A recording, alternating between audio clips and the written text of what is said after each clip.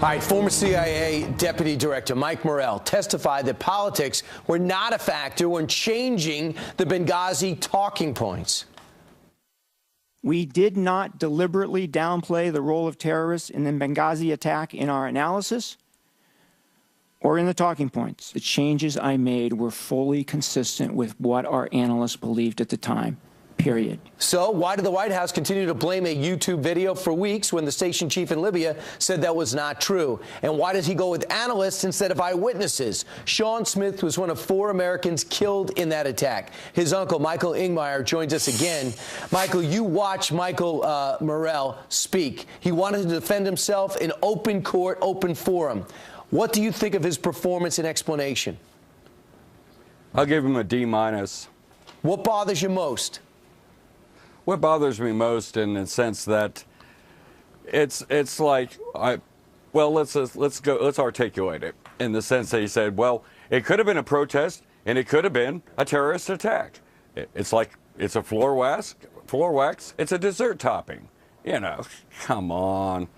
I just looked at it with, a great deal of cynicism, Brian. Right, and he a couple of things that stood out. Number one, he took out, he changed the talking points because he didn't want the State Department to feel bad. The CIA pointed out that they had warnings, that they didn't have security, and warnings that terrorists were ready to pounce.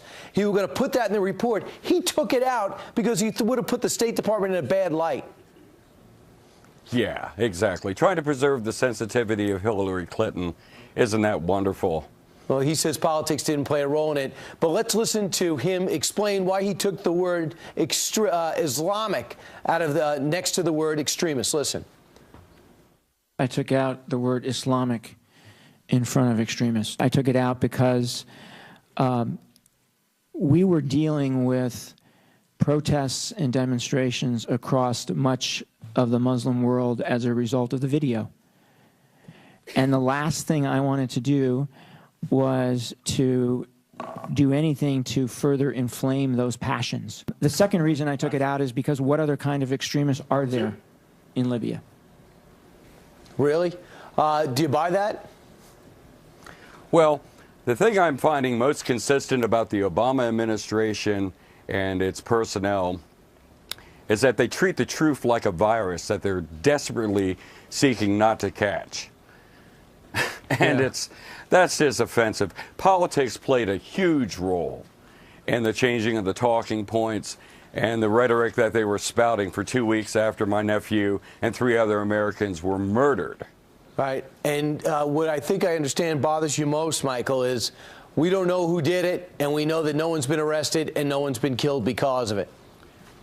Right. And the thing that Mr. Morrell said the other day that was really truthful was that he doesn't understand the motivations of the attackers because they haven't been caught yet.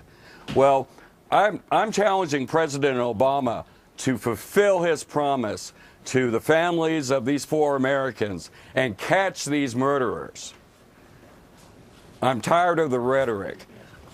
President Obama has promised with the various scandals plaguing Washington that he's going to get to the bottom of the truth.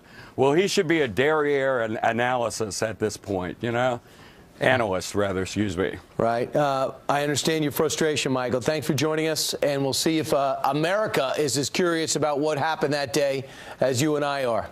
Thanks so much. Thanks to Fox for keeping it alive, and I challenge the rest of the media to follow suit. Yeah, I hope they snap out of it soon. Thanks, Mike. Appreciate it.